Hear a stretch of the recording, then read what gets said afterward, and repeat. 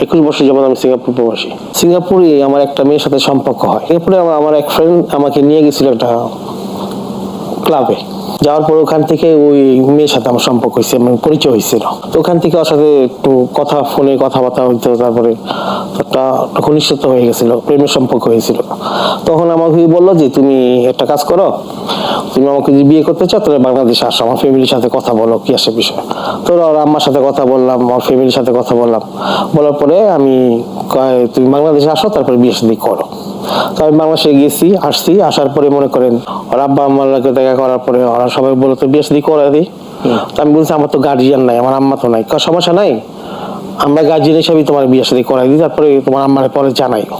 আচ্ছা, তারপরে এরকমই আমার বিয়ে শাদী হওয়ার পর এক সপ্তাহ পর বিয়ে শাদী হয়েছে বাংলাদেশে।